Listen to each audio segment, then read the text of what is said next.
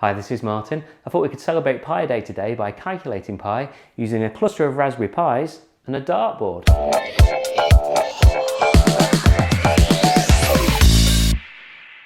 First of all, what is pi? Pi is the circumference of a circle divided by its diameter. Now if we take the quarter of our dartboard and draw a square, then throw darts randomly in the square, the number of darts hitting the board will be proportional to the area. If we say the radius of a dartboard is 1, then the area of the square is just 1 squared, which equals 1, so factors out and we can just get rid of it.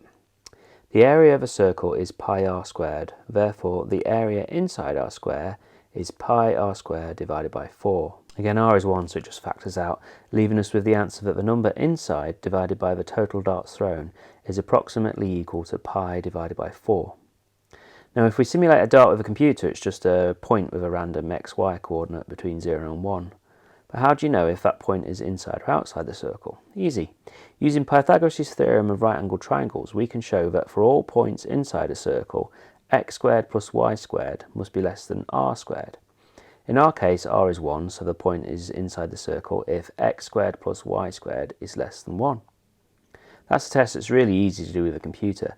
It's also a test you can easily make across lots of points by spreading the workload across lots of CPUs on lots of computers. Today's Pi Day, therefore it's only right we do this on a Raspberry Pi. So I thought I'd build a cluster of 8 Raspberry Pis plus a 9th one to act as a cluster controller.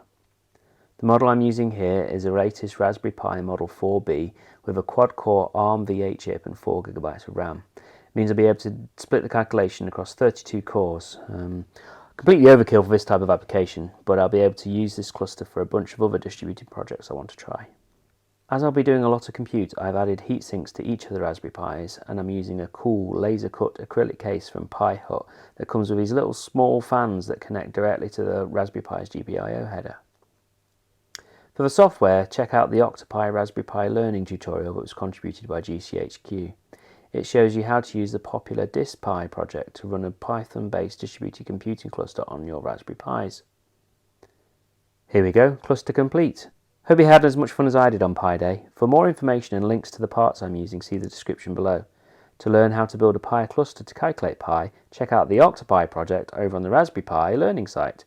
And to learn more about other ways to calculate pi, see the Calculate Pi topic on GitHub.